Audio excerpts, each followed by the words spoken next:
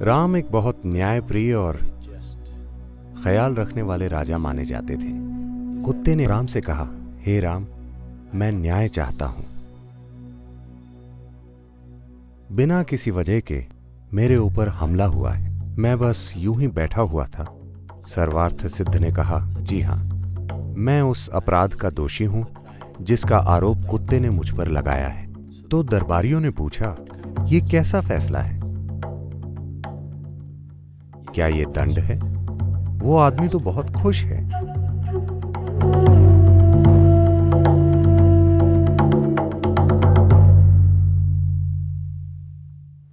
राम एक बहुत न्यायप्रिय और ख्याल रखने वाले राजा माने जाते थे।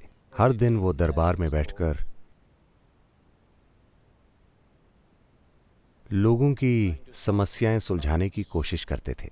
तो एक दिन के अंत में शाम को जब वो दरबार की कार्यवाहियों को खत्म करने वाले थे, जब उन्होंने सभी लोगों के साथ काम पूरे कर लिए, तब उन्होंने अपने प्रति गहरा समर्पण रखने वाले भाई लक्ष्मण से कहा कि बाहर बरामदे में जाकर देखो कि कोई इंतजार तो नहीं कर रहा है। लक्ष्मण बाहर गए, इधर उधर देखा और वापस आकर कहा, वहां और कोई नहीं है, हमारा आज का काम खत्म हो गया है। राम ने कहा, फिर से जाकर देखो, शायद कोई हो। ये कुछ अटपटी बात थी, वो बस अभी देख कर आए थे। फिर से राम कह रहे हैं कि जाकर देखो। तो लक्ष्मण फिर से गए और आसपास देखा, वहां कोई नहीं था। वो बस लौटने ही वाले थे कि उनका ध्यान वहां बैठे एक कुत्ते पर गया, जिसका चेहरा बहुत उदास था और जिसके सिर पर एक घाव था। तब उन्होंने कुत्ते को देखा और उससे पूछा, क्या तुम किसी चीज का इंतजार कर रहे हो? कुत्ता बोल पड़ा और उसने कहा, हां, मैं राम से न्याय चाहता हूं। तब लक्ष्मण ने कहा, तुम अंदर आ जाओ, और वो उसे दरबार में ले गए। कुत्ते ने आकर राम को प्रणाम किया और राम से कहा, हे राम, मैं न्याय चाहता हूं। बिना किसी वजह के मेरे ऊपर हमला हुआ है। मैं बस यूं ही बैठा हुआ था। एक आदमी जिसका नाम सर्वार्थ सिद्ध है, उसने आकर मेरे सिर पर बेवजह ही डंडे से मार दिया। मैं बस बैठा हुआ था। मैं न्याय चाहता हूं। तुरंत राम ने सर्वार्थ सिद्ध को खोजने के लिए लोग भेजे। वो एक भिखारी था। उसे दरबार में लाया गया। तो राम ने पूछा, तुम अपने पक्ष में क्या कहना चाहते हो? ये कुत्ता कह रहा है कि तुमने बेवजह उसे मारा है। सर्वार्थ सिद्ध ने कहा, जी हां, मैं उस अपराध का दोषी हूं जिसका आरोप कुत्ते ने मुझ पर लगाया है। मैं भूख से तड़प रहा था, मैं गुस्से में था और हताश था। ये कुत्ता मेरे रास्ते में बैठा हुआ था, तो गुस्से और हताशा में मैंने बिना किसी वजह के इस कुत्ते के सिर पर डंडा मार दिया। आप जो भी दंड देना चाहते हैं, कृपया मुझे दीजिए। तब राम ने इस मामले को मंत्रियों और दरबारियों के सामने रखा और कहा, आप इस भिखारी के लिए क्या दंड तय करना चाहते हैं? उन सब ने इस पर विचार किया और कहा, एक पल रुकिए, यह बहुत पेचीदा मामला है। पहली बात है कि इस मामले में एक इंसान और एक कुत्ता शामिल हैं। तो जो नियम कानून हम आम तौर पर जानते हैं, वो इसमें लागू नहीं होते।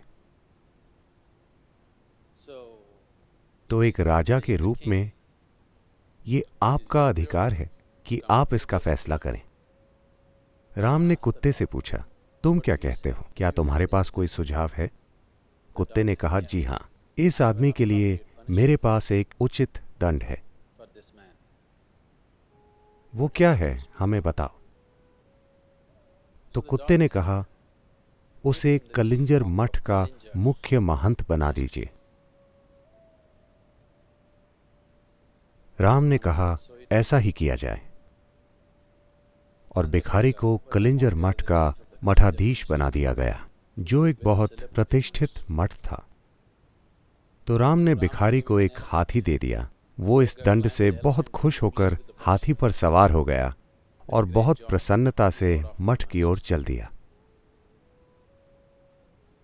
तो दरबारियों ने पूछा, ये कैसा फैसला है? क्या ये दंड है? वो आदमी तो बहुत खुश है।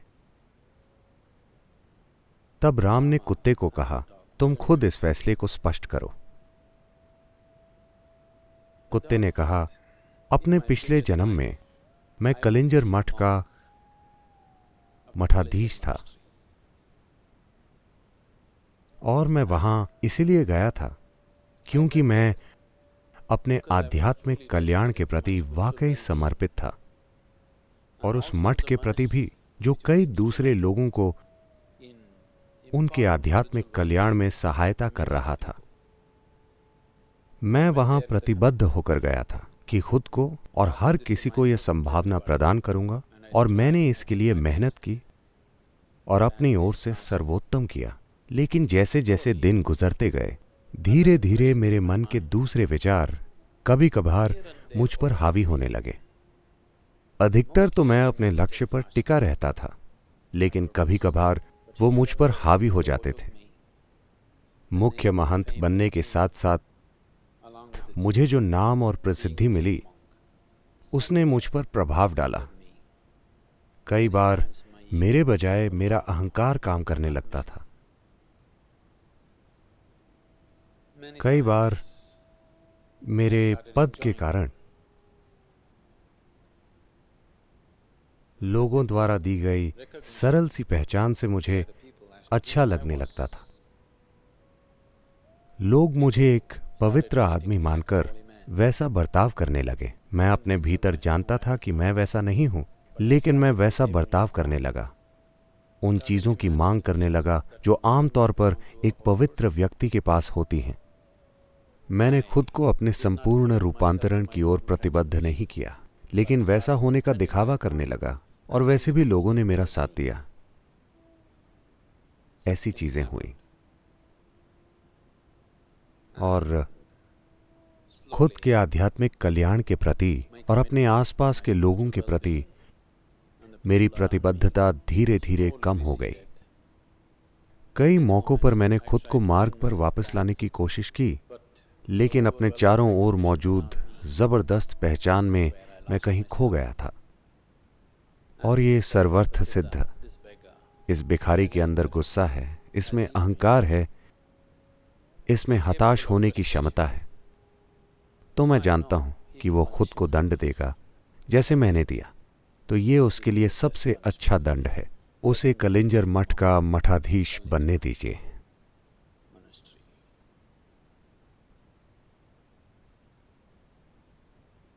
लोग खुद को असाधारण मात्रा में दंड दे देते हैं, खुद पर पीड़ा और कष्ट ले आते हैं, पर जरूरी नहीं है कि उनका जीवन बुरे कामों में लगा हुआ हो। हो सकता है कि जीवन आध्यात्मिक कल्याण के लिए प्रतिबद्ध हो सकता है कि जीवन कई अच्छे कामों में लगा हुआ हो, पर रोज वो कुछ चुनते हैं और फिर कुछ और चुन लेते हैं। वो अपने भाग्य को एक दिशा में ढलने नहीं देते। वो लगातार मार्ग से गिरकर और वापस आकर, गिरकर और वापस आकर खुद को अस्थिर बनाते रहते हैं। वो खुद पर असाधारण परेशानियां ले आते हैं। इसीलिए नहीं कि उनमें कोई बुराई है, सिर्फ इसीलिए simply because they don't allow life to form itself. क्योंकि वो जीवन को बनने नहीं देते। ये कुछ ऐसा है कि जो चीज आकार ले रही है उसे बार बार हिलाना। हर बार जब आप चुनते हैं और त्याग देते हैं, आप अपने भाग्य की दिशा को बिगाड़ देते हैं। बहुत सारी साधना और कई चीजें करने के बाद आप एक निराशा की स्थिति का सामना करते हैं। कोई स्थिति निराश करने वाली नहीं होती। अगर आप किसी स्थिति को देखकर निराश हो जाते हैं और आप उस मार्ग को त्याग देते हैं जो आपने चुना है, कल सुबह फिर आप मार्ग पर चल देते हैं, लेकिन कुछ घंटों के लिए मार्ग को त्याग देने से आपने अपने भाग्य के बनने को, अपने भाग्य की दिशा को अस्थिर कर दिया है।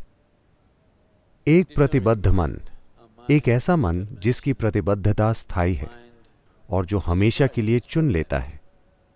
चुनाव करने के बाद आप खुद को चुनाव विहीन बना लेते हैं। ऐसा मन भाग्य को उस तरह से बहने देगा जिस तरह से आपने चुना है।